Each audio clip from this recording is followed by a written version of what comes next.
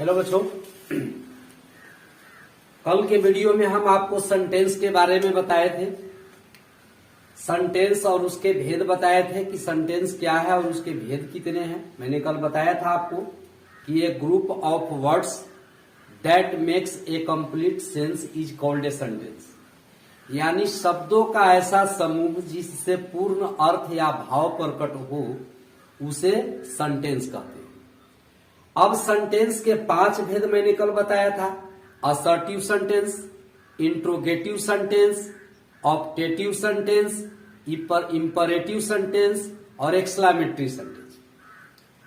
अब ये उसका पहला पार्ट जो है, पहला भेद असर्टिव सेंटेंस जो है, जिसको हिंदी में हम कथन बोधक वाक्य कहते हैं, उसी के बारे में चर्चा कर रहे हैं। और इसी वीडियो में हम आपको ये भी बताएंगे कि अफर्मेटिव सेंटेंस को निगेटिव में कन्वर्ट कैसे करते हैं, उसको ट्रांसफॉर्म कैसे करते हैं।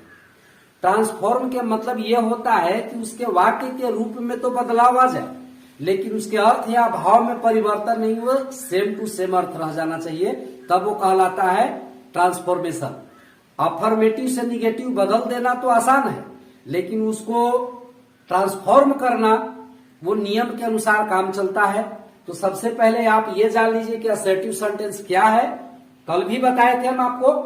Assertive sentence a sentence that makes A statement. Statement मतलब कथन।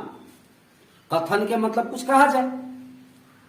A sentence that makes A statement is called an assertive sentence, यानी जिस वाक्य से किसी कथन का बोध, यानी जिस वाक्य के माध्यम से कुछ कहा जाए, तब उसे हम असर्टिव सेंटेंस कहते हैं, कथन बोधक वाक्य कहते हैं। और असर्टिव सेंटेंस के 2 भेद होते हैं। आप बोर्ड पर लिखा हुआ देख सकते हैं। असर्टिव सेंटेंस के 2 भेद होते हैं। एक होता है अफर्मेटिव सेंटेंस। अफर्मेटिव सेंटेंस जिसको हम हिंदी में सकारात्मक वाक्य या सकारात्मक कथन कहते हैं। इसको पॉजिटिव स्टेटमेंट भी कहा जाता है आधुनिक ग्रामर के अनुसार। और दूसरा होता है निगेटिव सेंटेंस या निगेटिव स्टेटमेंट, जिसको हम नकारात्मक वाक्य या नकारात्मक कथन कहते हैं। तो देखिए ये दोनों क्या है, जरा समझिएगा ध्यान दे करके। जिस वाक्य से कोई सकारात्मक कथन का बोध हो, माने ऐसा कुछ कहा जाए जिसमें हाँ का बोध, न का नहीं, तो उसको हम कहते हैं अफर्मेटिव सेंटेंस या पॉजिटिव स्टेटमेंट। यानी जैसे देखिए उदाहरण के लिए कि अगर कहा जाए कि Ram is a teacher, Ram is a teacher, यहां राम के टीचर होने का बोध हो रहा है, राम एक शिक्षक हैं, यानी इसमें नहीं शब्द का प्रयोग नहीं है, यानी इसको कहेंगे क्या, पॉजिटिव स्टेटमेंट या अफर्मेटिव सेंटेंस, यानी सकारात्मक वाक्य कहेंगे। दूसरा वाक्य अगर हम लेते हैं तो वो हो गया, मान लिया जाए Ram is not a teacher, Ram is not a teacher, यहां पर कहा जा रहा है कि राम एक शिक्षक नहीं है। तो ये हो गया क्या, निगेटिव स्टेटमेंट या निगेटिव सेंटेंस। ये नकारात्मक कथन, लेकिन दोनों के माध्यम से कुछ कहा जा रहा है, किसी के बारे में कुछ कहा जा रहा है। तो जिस वाक्य से किसी कथन का बोध हो, अर्थात कुछ कहा जाए, उसे हम कहते हैं असर्टिव सेंटेंस। और असर्टिव सेंटेंस के कितने भेद, 2। कौन कौन, एक होता है अफर्मेटिव सेंटेंस और दूसरा होता है निगेटिव सेंटेंस। अफर्मेटिव और दूसरा निगेटिव। अफर्मेटिव सेंटेंस का मतलब होता है सकारात्मक वाक्य या सकारात्मक कथन। क्या लिखे हम, जिस वाक्य से किसी सकारात्मक कथन का बोध हो उसे, या अर्थात हाँ का बोध हो, उसे हम कहते हैं क्या, अफर्मेटिव सेंटेंस या पॉजिटिव स्टेटमेंट कहते हैं उसको। दूसरा वाक्य लिखे हम निगेटिव सेंटेंस, नकारात्मक वाक्य, जिस वाक्य से किसी नकारात्मक कथन का बोध हो, अर्थात नहीं का बोध हो, उसे कहते हैं निगेटिव सेंटेंस। जैसे उदाहरण के लिए मैंने आपको समझाया, उसी तरह से ले लीजिए। मान लिया जाए राम पढ़ता है, राम पढ़ता है, इसको अंग्रेजी में क्या लिखेंगे बाबू, राम रीड्स, राम रीड्स। यहां पर आप क्या देख रहे हैं, कि राम के पढ़ने की घटना हाँ में है, पढ़ता है, हाँ हो रहा है, यानी यह अफर्मेटिव सेंटेंस है। और यही अगर रहता कि Ram does note read, Ram does note read, इसका मतलब क्या कह रहा है कि राम नहीं पढ़ता है, तो ये हो गया क्या, निगेटिव सेंटेंस या निगेटिव स्टेटमेंट। अब इसके बाद हम आपको ये बताएंगे कि अफर्मेटिव सेंटेंस के वाक्य को निगेटिव में ट्रांसफॉर्म कैसे करते हैं ताकि उसका अर्थ जो है न बदले। तो इसके लिए आप थोड़ा सा वीडियो में लगातार बने रहें, तब आपको हम अच्छे तरीके से समझा सकते हैं।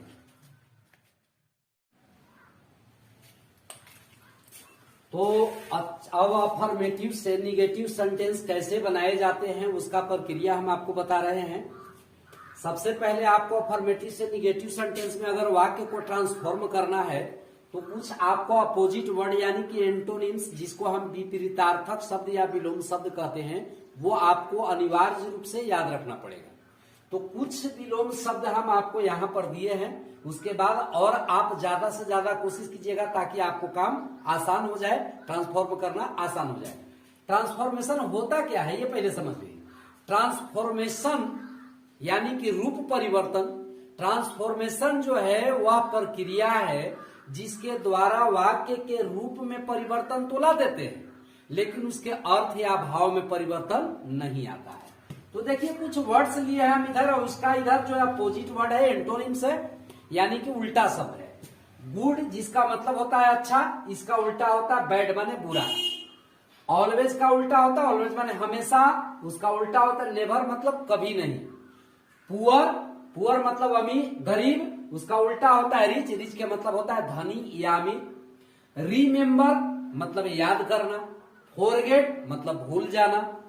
हैप्पी मतलब खुश, उसका उल्टा अनहैप्पी यानी कि उदास या नाराज, नाखुश या सैड। उसके बाद काइंड माने दयालु, अनकाइंड माने निर्दय। शार्प मतलब होता है तेज, ब्लंट मतलब होता है मंद बुद्धि या भोथर। स्वीट मतलब मीठा या मधुर। हर्ष के मतलब होता है कड़वा या कर्कश। पॉसिबल मतलब संभव, इम्पॉसिबल मतलब असंभव।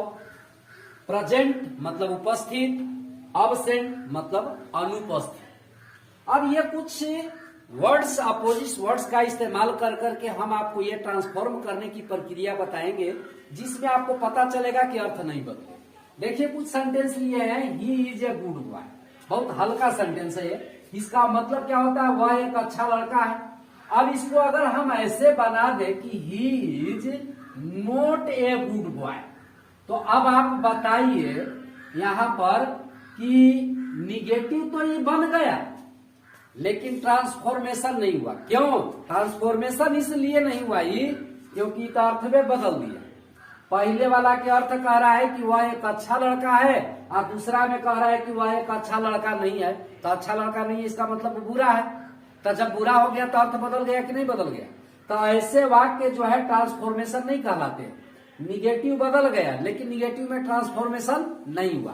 ट्रांसफॉर्मेशन के मतलब होता है, देखिए यहाँ पर इसमें हम अपोजिट वर्ड का प्रयोग करेंगे जिसका अर्थ न बदले। तो यहां पर हम इसके बदला में लिख सकते हैं कि he is not a bad boy. अब आप बताइए इसका अर्थ क्या हुआ। पहले वाला का अर्थ है कि वह एक अच्छा लड़का है, दूसरे वाला के अर्थ है कि वह एक बुरा लड़का नहीं है, वह एक बुरा लड़का नहीं है। तो जब बुरा नहीं है तो कैसा होगा बाबू, अच्छा होगा। तो यहां पर अर्थ नहीं बदल रहा है। आगे देखिए कहता है कि आई शैल ऑलवेज रिमेम्बर यू, मैं आपको हमेशा याद रखूंगा, मैं आपको हमेशा याद रखूंगा। अब इसको क्या करेंगे हम कि यहाँ पर जो शब्द है ऑलवेज, इसका अपोजिट यानी कि उल्टा शब्द देंगे, और रिमेम्बर का उल्टा शब्द देंगे, और तब ये अपने आप निगेटिव में बदल जाएगा। तो आई शैल। अब आप बताइए ऑलवेज के उल्टा क्या बताए, नेवर। तो नेवर माने होता है कभी नहीं, और रिमेम्बर के उल्टा होता है फॉरगेट। फॉरगेट के मतलब होता है भूलना, यू। यानी अब आप देखिए अपोजिट वर्ड का प्रयोग किए तो ये वाक्य जो है निगेटिव में बदल गया। निगेटिव सेंटेंस किसको कहते हैं, जिसमें कोई ना कोई निगेटिव वर्ड रहे, जैसे नो रहे, नोट रहे, नेवर रहे, नोबडी रहे, कोई ऐसा निगेटिव वर्ड होना चाहिए तो वो निगेटिव सेंटेंस होता है। तो अब आप देखिए ये इसका अर्थ क्या कर रहा है, आई शैल ऑलवेज रिमेम्बर यू, मैं आपको हमेशा याद रखूंगा। तो जब हमेशा याद रखेगा इसका मतलब उसको भुलाएगा नहीं कहियो, आप भूलिए गया तो हमेशा कहाँ याद रखा। तो दूसरा का सेंटेंस का अर्थ क्या हो रहा है, आई शैल नेवर फॉरगेट यू, मैं आपको कभी नहीं भूलूंगा। तो दोनों का सेम अर्थ है कि नहीं, आपको हमेशा याद रखेंगे, आपको कभी नहीं भूलेंगे, ये दोनों सेम बात है। तो ये हुआ अफर्मेटिव और ये हुआ निगेटिव। अब यहां पर आप देखिए ही इज वाइज, वह बुद्धिमान है, ही इज वाइज वह बुद्धिमान है। अब इसको अगर हम बना दे कि ही इज नॉट वाइज तो वह बुद्धिमान नहीं है हो जाएगा, अर्थ बदल जाएगा, जबकि अर्थ हमको बदलना नहीं है। तो इसके इस्तेमाल हम क्या करेंगे, ही इज नॉट वाइज के उल्टा हो जाएगा फुलिश, मतलब मूर्ख, यानी कि वह मूर्ख नहीं है।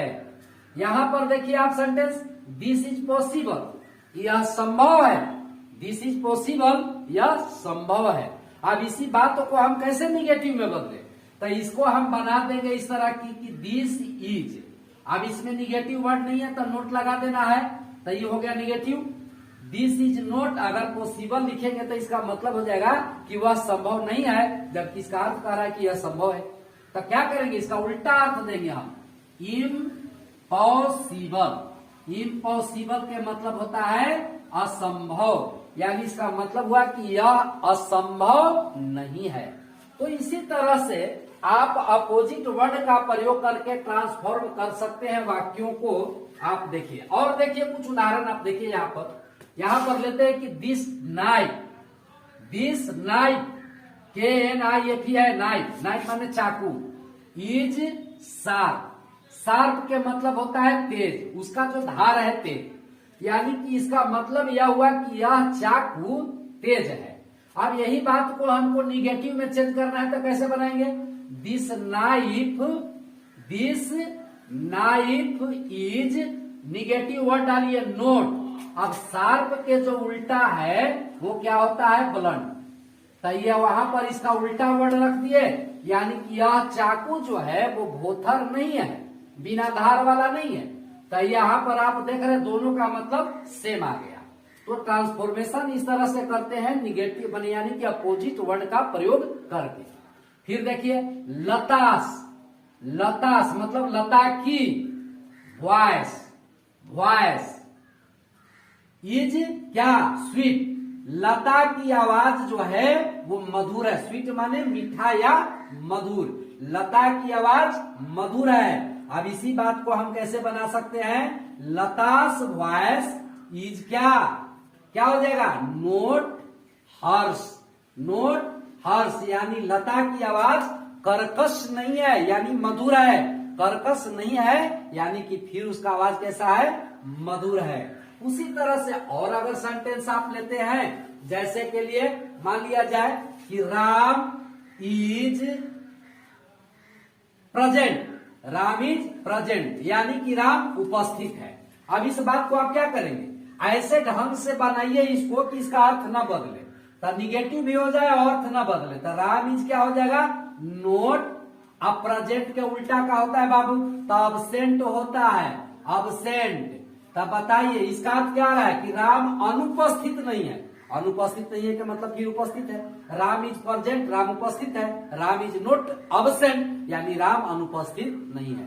तो इस तरह से आप देख रहे हैं कि जब हम इसके लिए यानी कि ट्रांसफॉर्मेशन करने के लिए, यानी कि सकारात्मक वाक्य को नकारात्मक में वाक्य में बदलने के लिए आपको क्या चीज की जरूरत है बाबू, एंटोनिम्स की, अपोजिट वर्ड की, यानी आप ज्यादा से ज्यादा अपोजिट वर्ड याद कर जाएं, आपको ट्रांसफॉर्मेशन करने की प्रक्रिया बहुत ही आसान हो जाएगी।